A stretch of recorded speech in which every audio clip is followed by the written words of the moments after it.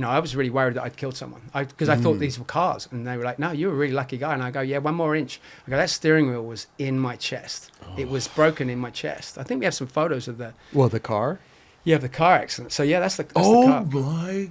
But there's another photo that actually shows so my elbow is down the side there. See the blood on the left hand side, the claret that's coming out there. That's my elbow. Yeah, see that. You can see the blood. That's from my elbow. There's one that's actually inside the car. And it's inside, so you can see it all bent up. And luckily, my legs are in front. That one right there. See the steering wheel's hanging off, and see the contortion of it all. Yeah. Luckily, my legs were in. I kind of went into the fetus position. They were underneath, and the steering wheel was pushed into my chest. And what kept me alive was that all these boards on the back gave them some depth, so it was like pushed to the back. Right. Otherwise, you would have been sandwiched. I would have snapped back. Would have come back. So yeah, I would have been dead. And I kept.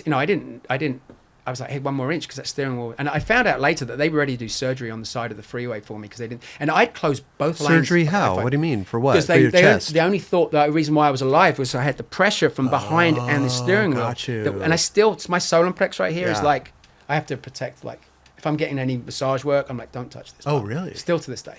I had glass in my elbow. Yeah. Years after that. So anyway, so then I'm in the hospital, and I remember being in the hospital, and one thing, this guy was there. He's like, one thing's for sure, his beak's broke. This kid had obviously been like into some trouble, and he had to go and check out all these people coming into ER. And I remember being on this table, and I was completely naked. And I'm like, guys, can someone put a blanket on me?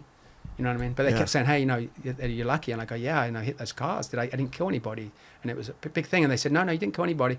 But you hit a semi-truck. I go, what's a semi-truck? And they're like, it's an 18-wheeler. Because if you imagine, when I'm going off at 80 miles an hour, the 2 cars that I'd seen, they had passed because I'm going 80 and they're going 80. So it was cars behind that I had actually hit. So I hit Suburban first. Wait.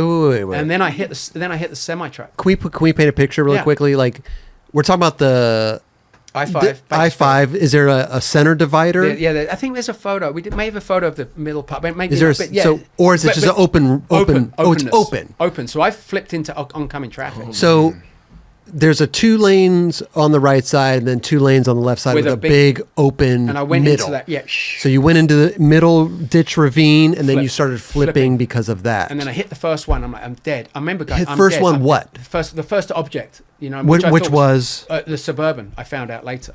And then I span down the freeway, and then I got hit by a semi-truck, and I got pinned underneath the semi-truck for 200 feet, and it spat me right side up.